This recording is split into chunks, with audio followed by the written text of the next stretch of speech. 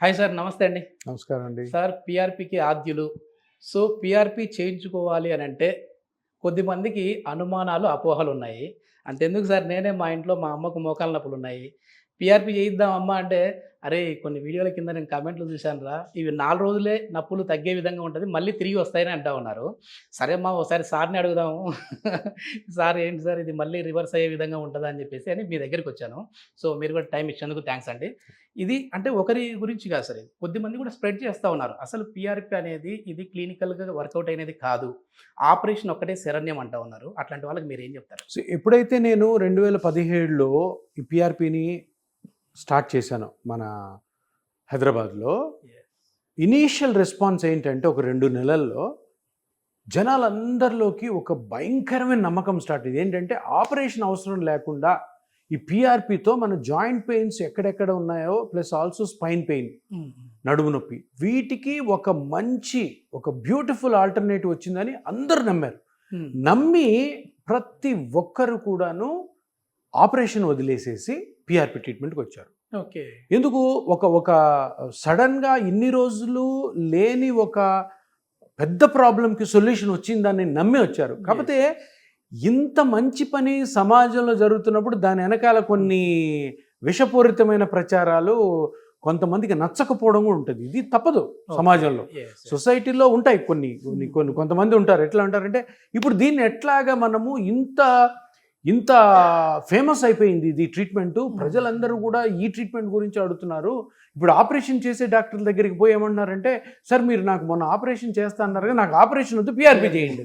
అప్పుడు ఏమవుతుంది, అరే ఇదేదో మనకొచ్చే పేషెంట్లు ఇక్కడికి పోతున్నారే అని అది స్టార్ట్ అయింది. తర్వాత ఇప్పుడు ఒక 2019, 2021, 2021 ఇక్కడ ఏమైందంటే, ఈ ఆపరేషన్ చేసే డాక్టర్లో 90% మంది మంచి డాక్టర్లు, అంటే న్యాయబద్ధంగా చేసే డాక్టర్లు. వీళ్ళు ఏం చేశారు, మనం కూడా నేర్చుకుందాం, డాక్టర్ని అడుగుతున్నారు కదా పేషెంట్లు, మనం నేర్చుకుని చేద్దాం అని చేస్తున్నారు.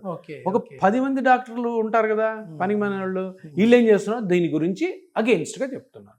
ఎందుకు, వీళ్ళకి నచ్చట్లేదు. అరే నేను చేసేది ఆపరేషన్ చేస్తేనే కంప్లీట్గా రికవర్ అవుతుంది అన్నది నమ్మేవాళ్ళు. ఆ నమ్మడంతో వాళ్ళు తట్టుకోలేక ఇది స్టార్ట్ చేసినప్పుడు ఎంతో కొంతమందికి ఆ డౌట్లు వస్తుంది. ఇప్పుడు అన్నావు, మీ మదరు మాకు ఇట్లా మరి నొప్పి తగ్గట్లేదు, మరి తగ్గదంట, 2 రోజులు 3 రోజులు అవి అట్లా నాటుతున్నారు. కాబట్టి అపోహ. బ్యాక్ పెయిన్ వచ్చినప్పుడు సర్జరీ చేశారు సార్, కానీ మళ్ళీ ఒక ఆలోచన ఉంది మా అమ్మకి, అరే ఆ నడుము నొప్పి ఆపరేషన్ చేయించినప్పుడు చాలా ఇబ్బంది పడ్డాను, పీఆర్పీ ఒకసారి ట్రై చేద్దాం అంటుంది.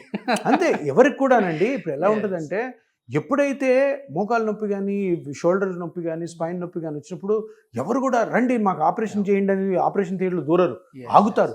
ఆగి అరే ఆపరేషన్ లేని ట్రీట్మెంట్ ద్వారా ఏమన్నా వస్తుందని చూస్తారు. దాంట్లో నెంబర్ 1 ట్రీట్మెంట్, ఆపరేషన్ రహిత ట్రీట్మెంట్ ఏదంటే పీఆర్పీ. సార్ ఇప్పుడు మన వీడియోకి కొన్ని కామెంట్స్ వచ్చాయి, అది మీ ముందు ఉంచుతాను సార్. ఏంటంటే, ఈ పీఆర్పీ వల్ల నొప్పులు తగ్గడం అన్నది తాత్కాలికం మాత్రమే, సో ఇది అన్ని స్టేజ్ల వాళ్ళకి పనికి రాదు అని అంటున్నారు. సో ఇది మళ్ళీ రివర్స్ అవుతాయా సార్ ఈ నొప్పులు? సో ఇప్పుడు ఎవరన్నారు ఆ మాట? కొద్దిమంది వాళ్ళు డాక్టర్లు కాదు, ఎవరిని అడగాలి, ఎవరు దాని గురించి కామెంట్ చేయాలా?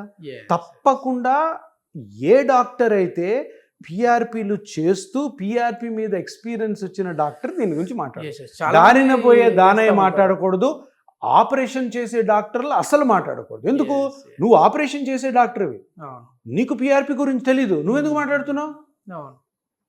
మాట్లాడొద్దు.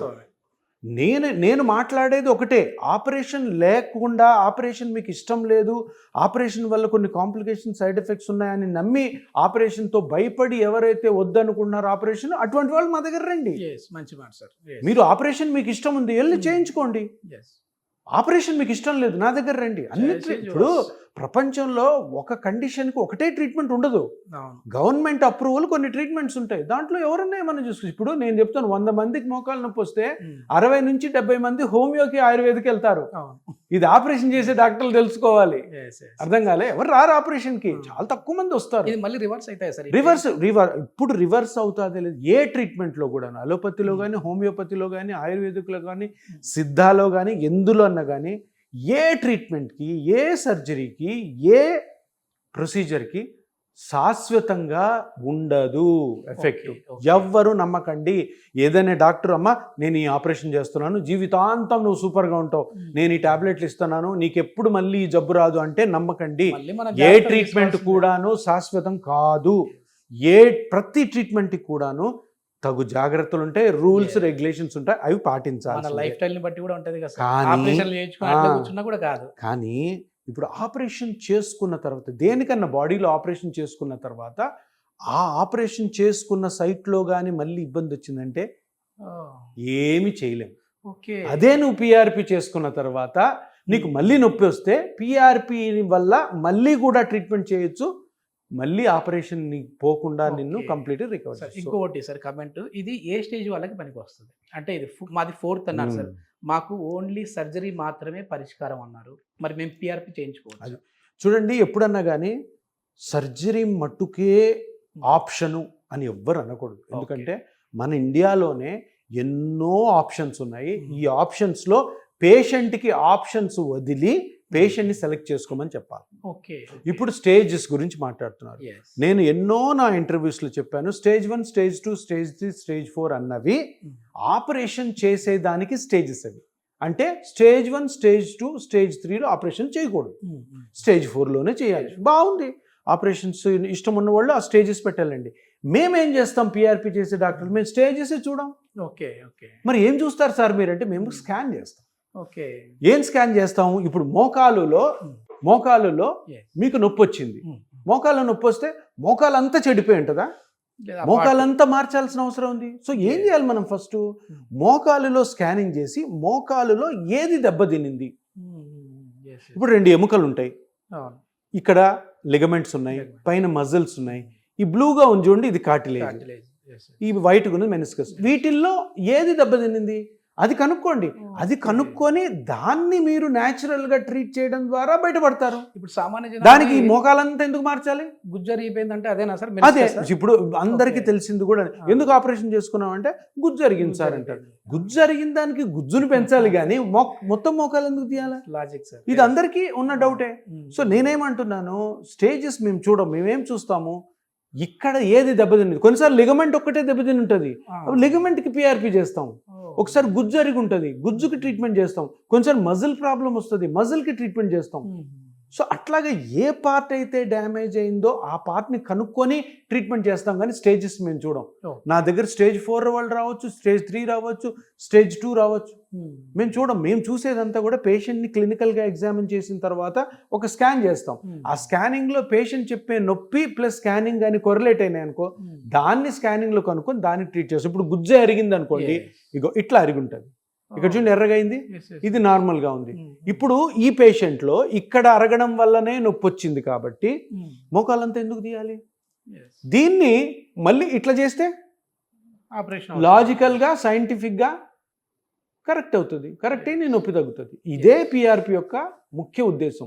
ఇది తక్కువ రోజులు పనిచేస్తుంది, ఎక్కువ రోజులు పనిచేయదు అన్నది అంతా కూడా విషపూరితమైన ప్రచారం. కానీ ఒక చాలా ముఖ్య గమనిక ఏంటంటే, ఏ డాక్టర్ అయితే ఈ పిఆర్పి చేయాలో ఆ డాక్టరే చేయాలి. ఎవరంటే వాళ్ళు చేసినచో తప్పకుండా మీకు ఫెయిల్యూర్ వస్తుంది.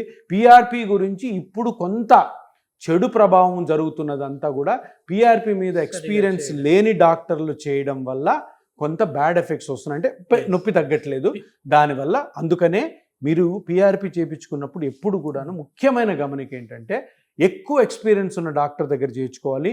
ఆ హాస్పిటల్లో పిఆర్పి ఒక్కటే జరగాలి, ఆపరేషన్లు జరగకూడదు. ఆపరేషన్ చేసే డాక్టర్లు పిఆర్పి చేస్తే అంత ఎఫెక్ట్ ఉండదు. అందుకని ఇవన్నీ మన దృష్టిలో పెట్టుకొని పిఆర్పి చేసుకుంటే మీరు ఆపరేషన్ సెట్ చూడాల్సిన అవసరం లేదు, హ్యాపీగా నొప్పి నుంచి బయటపడదు.